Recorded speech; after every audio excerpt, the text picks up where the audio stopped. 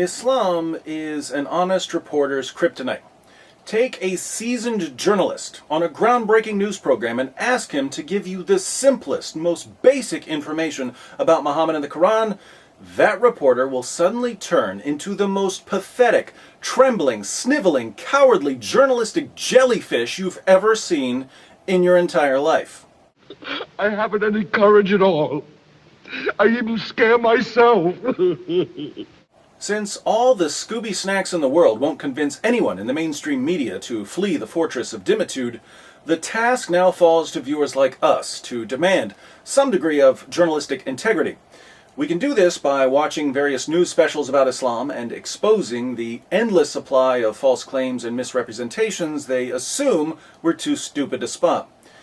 If the networks start losing credibility over their dishonest reporting, if their inaccuracies become a source of embarrassment, maybe they'll be a bit more careful the next time they decide to do a puff piece on the religion of puff piece. Is my nose bleeding? There are plenty of news programs out there in dire need of a good public flogging, and I intend to go through as many of them as possible in the coming months. But where do we begin? Well, to keep things simple, let's go alphabetically. ABC News masterfully demonstrated what we might call the frightened ostrich method of reporting in their 2020 special, Islam, Questions and Answers. Our questions about Islam were answered by Diane Sawyer, Bill Weir, and Lama Hassan, the three blind mice of prime-time political correctness. Let's see how they run. We're just like everybody else. Being a Muslim in America, in my opinion, doesn't make me any different than anyone else. 110% American. If ABC had called this program What Westernized Muslims Believe, I wouldn't have a problem with Muslims saying we're just like everyone else. But this program is called Islam, Questions and Answers. ABC is supposedly giving us information about Islam, not about westernized Muslims who wouldn't know the Quran from a phone book. What does Islam teach about Muslims? Chapter 3, verse 110 of the Quran says to Muslims, "You are the best of peoples ever raised up for mankind." Muslims are the best people in the world. How about Jews and Christians? Surah 98, verse 6 reads, "Verily, those who disbelieve in the religion of Islam, the Quran, and Prophet Muhammad, from among the people of the Scripture, Jews and Christians, and al-mushrikun will abide in the fire of hell. They are the worst of creatures." We are the worst of creatures. Muslims are the best of peoples. According to the Quran, then, are Muslims just like everyone else? Not a bit. ABC had a chance to explain this, but accurate information about Islam just wasn't a priority in their 2020 special on Islam. In the beginning, Adam and Eve. Though in Islam, God created them equally out of dust, not one from the other. Adam and Eve were created equally from dust, according to the Quran. Diane doesn't give us a reference for this lovely teaching, and she couldn't if she tried because the Quran doesn't say it. What does the Quran say? Surah 4:1, "O mankind, be dutiful to your Lord, who created you from a single person, Adam, and from him, Adam, he created his wife, Eve." Surah 7:189, "It is he who hath created you from one person, and out of him produced his wife, that he might dwell with her." If that's not clear enough, in Sahih al-Bukhari 33:31, Muhammad said, "Woman is created from a rib." Are men and women created equally from dust in Islam? Only if Diane Sawyer turns out to be a higher authority than Muhammad and the Quran. Good luck with that, Diane. And until Jesus comes, in the Quran, he sits at the right hand of God. Jesus sits at the right hand of God. That's what Christians believe, but is that what the Quran says? Once again, no chapter, no verse. Why? Because the Quran never says it. The Quran does say in Surah 3:55 and Surah 4:158 that Allah raised Jesus to himself, but that's not the same thing as saying that Jesus now sits at the right hand of Allah. According to Muhammad in Sahih al-Bukhari 34:30, Jesus is in the second heaven with John the Baptist, several heavens away from Allah, certainly not at Allah's right hand. And also in the Quran, the heart of Islam, Muhammad's 5 pillars. Sorry, Diane, but the 5 pillars don't come from the Quran. They come from the Hadith.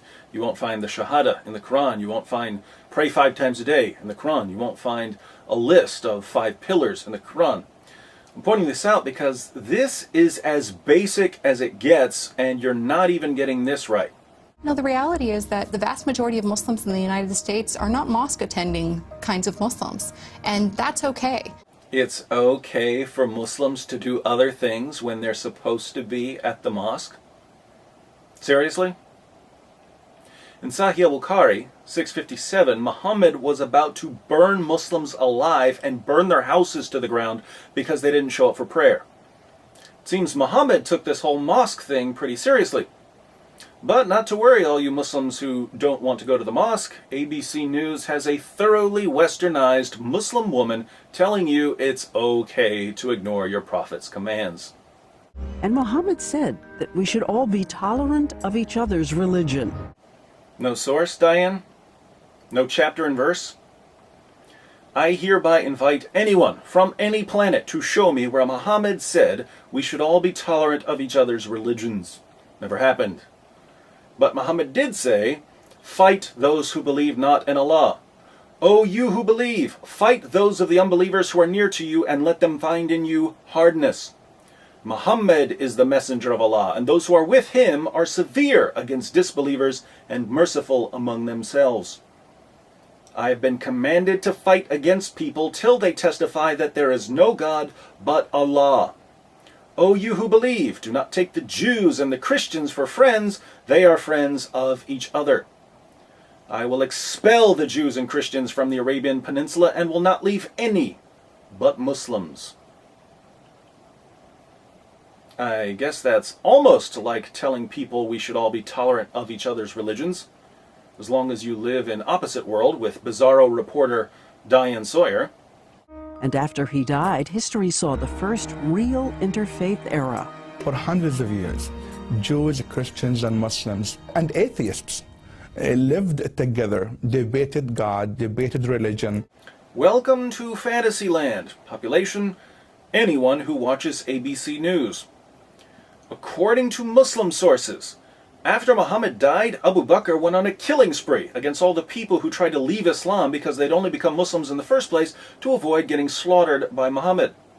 Umar took over after Abu Bakr, and he forced Christians to sign an agreement, the Pact of Umar, saying they wouldn't build churches, repair damaged churches, sing loudly in their churches, or wear crosses. They had to give up their seats for Muslims, they had to feed Muslims, and they had to let Muslims sleep in their churches. And if the Christians ever violated any of these rules, the penalty was death. Over the next 14 centuries, more than 270 million people were slaughtered in the name of Islamic jihad. Christians, Jews, Hindus, Zoroastrians, everyone who refused to become Muslims. And Diane Sawyer and ABC News whitewash all of it, describing life under Islamic rule as an interfaith paradise. It's kind of offensive, isn't it? Is it true, though, that those words should then supersede anything he said earlier? Not at all. In Surah 2:106 and Surah 16:101, the Quran says that later teachings abrogate earlier teachings. Not at all. Muhammad said that later teachings abrogate earlier teachings. Not at all. All classical Muslim scholars said that later teachings abrogate earlier teachings. Not at all. Who challenges the doctrine of abrogation? ABC News. So there you go, 14 centuries of Muslim scholarship and reality itself get tossed out the window. While a fundamentalist Muslim follows Muhammad's instruction to fight the infidels, moderate scholars argue the infidels he was talking about were specific enemies that have been dead for 1,300 years. Wow. Muhammad's violent teachings only applied to a few enemies for a certain period of time. Of course, Muhammad didn't interpret it that way. The rightly guided caliphs didn't interpret it that way. Muhammad's companions didn't interpret it that way. Centuries of Muslim leaders and scholars didn't interpret it that way. But none of that matters, because world-renowned Quran scholar and theologian Bill Weir tells us that when the Quran says to Muslims, fight those who believe not in Allah, it doesn't really mean what it says. Maybe we can get Bill to write his own commentary. He could explain why 14 centuries of Muslims didn't understand the Quran at all. And the Quran only calls for jihad against invaders threatening a Muslim home. I'll tell you what, Bill, I'll read the verse, and you tell me where you're getting confused. Surah 9:29. Fight. Fight whom? Fight invaders? No. Fight those who believe not in Allah. So, this is fighting people based on what they believe. Fight those who believe not in Allah, nor the last day, nor hold that forbidden which hath been forbidden by Allah and His Messenger, nor acknowledge the religion of truth from among the people of the book, that's Jews and Christians, until they pay the jizya with willing submission and feel themselves subdued. Does that sound like it has anything to do with fighting invaders? No. Do you know why? Because it has nothing to do with fighting invaders. It's a command to fight unbelievers. And when this verse was revealed, Muslims began their long tradition of offensive jihad, fighting to subjugate all non-Muslims. You won't learn any of this from ABC News, though. Is there anything in the Quran that promises 72 virgins for a holy martyr? I don't see any evidence in the Quran for the pledge of 72 virgins. This notion of 72 virgins actually comes from a mistranslation, with the real translation being 72 raisins. There are actually two separate errors here. Irsad Manji seems to think that the number 72 comes from the Quran. It doesn't. That comes from the Hadith. Then she tells us the Quran doesn't say Muslims will get virgins in paradise, it says they'll get raisins. So the houris of the Quran are raisins, not virgins. This is a mangled edition of an argument by Christoph Luxemburg. The main problem with Irsad Manji's claim is what the Quran says about these houris. The Quran says Muslims will marry the houris. It says the houris will be chaste and beautiful. It says the houris will have beautiful eyes and large breasts, and that they'll love their husbands. It's fine with me if Irsad wants to translate houris as raisins, but if she does, Islam just got a lot creepier. He says bestsellers like The Way of the Muslim are often quoted in place of the Quran and contain dangerous ideas. Which means the blood money or the compensation for killing of the disbeliever is half of the blood money of the Muslim man. When you devalue the life of non-Muslims, that is the root cause of the problem. Terrorism is the last step. Now, this is just hilarious. Radical Muslims are quoting books in place of the Quran, and they're using these modern books to justify killing. What's the real source of terrorism? Devaluing the lives of non-Muslims by saying that the blood money for killing a non-Muslim is half as much as the blood money for killing a Muslim. How did these modern Muslim authors ever come up with such a horrible teaching? They got it from Muhammad, Sunan Abu Dawud 45:27. The value of the blood wit in the time of the Apostle of Allah was 800 dinars, or 8,000 dirhams, and the blood wit for the people of the book was half that for Muslims. Are you catching this? According to ABC News, the real source of jihad and terrorism isn't Muhammad's teachings. No, the violence springs from modern books by modern Muslim authors who, as you just saw, are getting their views directly from Muhammad's teachings. And radicals have used these murder and martyr myths. Murder and martyr myths. All this talk about jihad and fighting unbelievers and martyrdom, it's all based on myths. Guess that's why Muhammad said in Sahih al-Bukhari 2797, "By him in whose hands my soul is, I would love to be martyred in Allah's cause and then come back to life and then get martyred and then come back to life again and then get martyred and then come back to life again and then get martyred." Just myths. Dictators combine that resentment with a perverted version of Islam and manipulate their people with a holy hatred of America. Dictators use a perverted version of Islam to incite hatred against America. Let me break this down for you because a drugged monkey could figure this one out. Listen to the Quran. This is Surah 5, verse 33. "The punishment of those who wage war against Allah and His Apostle and strive to make mischief in the land is only this, that they should be murdered or crucified, or their hands and their feet should be cut off on opposite sides, or they should be imprisoned." Here we have various penalties for making mischief in a Muslim land, depending on the severity of the offense. The worst form of mischief making is bringing a non-Muslim military into a Muslim country. Has the United States done that? Yes. What's the penalty according to the Quran? Death. Do Muslim leaders need to pervert Islam in order to fuel hatred against America? No. They just need the Quran. A fatwa is nothing more than just one cleric's opinion. You could issue a fatwa that Coke is evil and you should drink Pepsi. Fatwas are a dime a dozen. They are meaningless. Fatwas are meaningless? No more than opinions?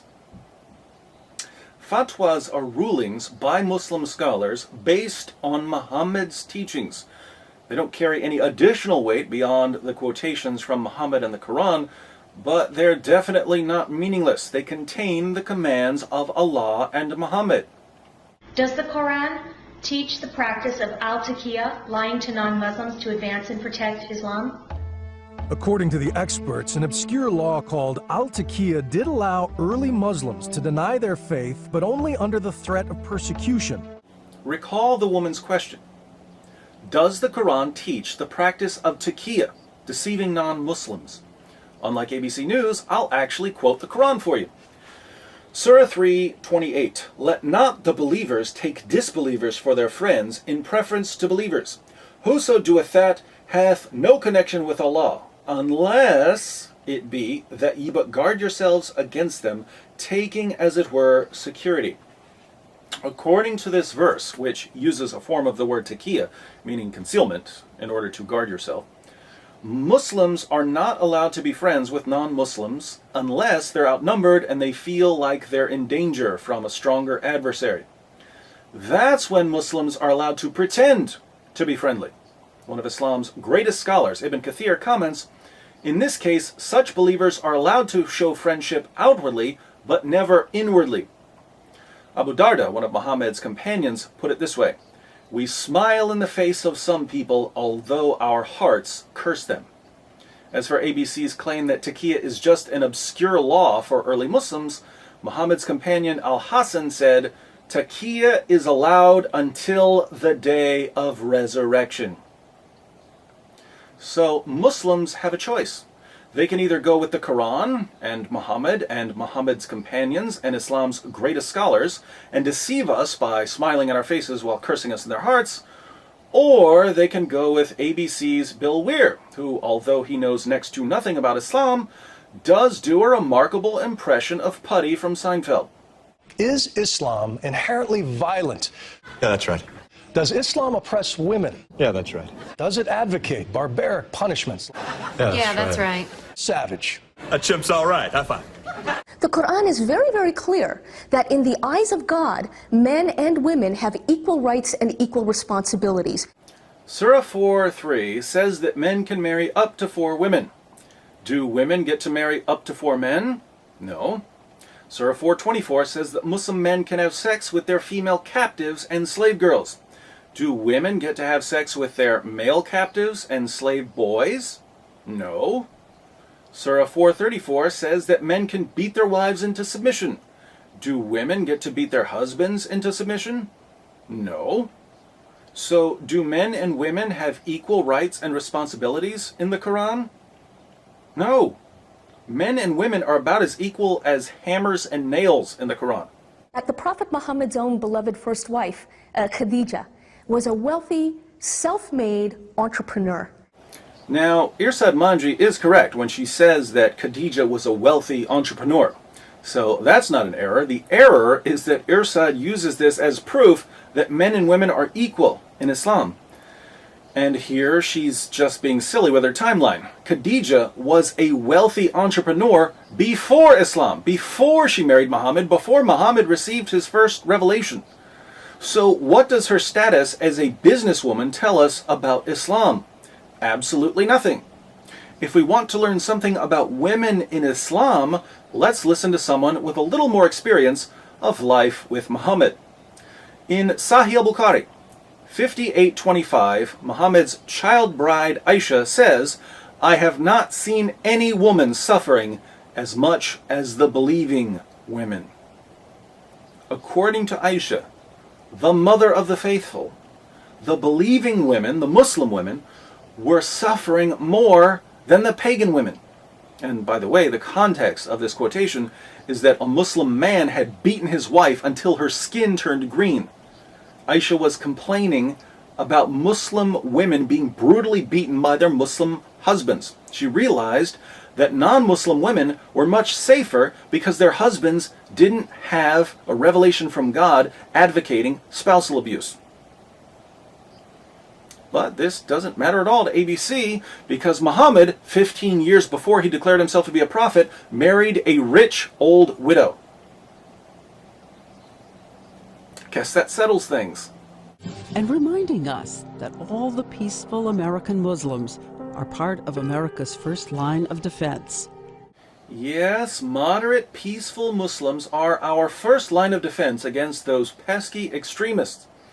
Muslims are violently subjugating Christians and other religious minorities in Egypt, Iraq, Pakistan, Sudan, Nigeria, and everywhere else Muslims have power over unbelievers. Are all the peaceful, moderate Muslims stepping in to protect these non-Muslims? Are the peaceful, moderate Muslims the first line of defense for victims of Muslim aggression? Certainly not. But Diane Sawyer and ABC News are convinced that things will be different here in the U.S., where moderate groups like CARE constantly tell Muslims not to work with police or the FBI in locating and apprehending terrorists. By the way, there was a bonus blunder in the clip we just saw. Notice that ABC showed us a picture of Sadiq Abdul Malik, who, according to Diane Sawyer, is one of the moderate Muslims always prepared to protect us from extremists. Sadiq supports Revolution Muslim and the Taliban. He defended Nidal Malik Hassan after the Fort Hood massacre, and he calls for the destruction of Israel. But hey, I'm sure he's quite ready to save us from all the radicals he supports. It's my duty as an American Muslim to stand between you, the American non-Muslim, and the radicals who are trying to attack you. It's a Muslim's duty to stand between us and the radicals who are trying to carry out Muhammad's commands in the Quran and the Hadith. I'll tell you what, Imam Rauf, you show me that anywhere in the Quran or authentic Hadith, and I will personally help you build a mosque at ground zero. But you won't show me, because you know this isn't what Islam teaches at all.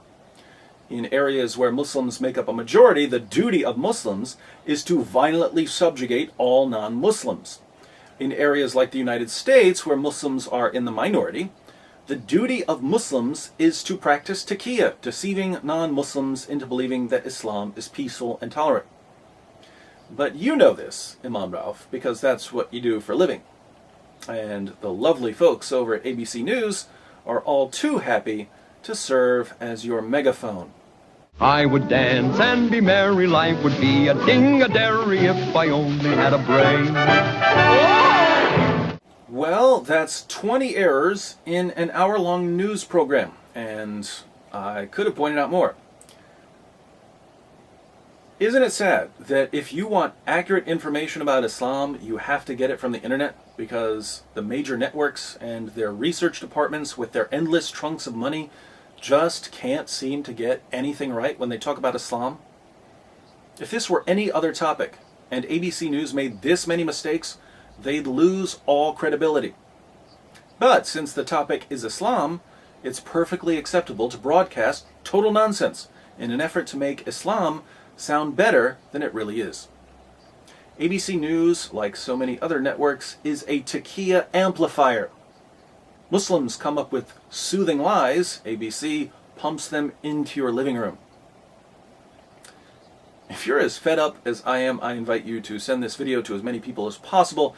We need to start holding networks accountable for misleading and deceiving their viewers, and we can do this by drawing attention to errors and correcting them. I guess the only question now is, who's next? Oh yeah, we decided to go alphabetically. So what comes after ABC? BBC. Stay tuned.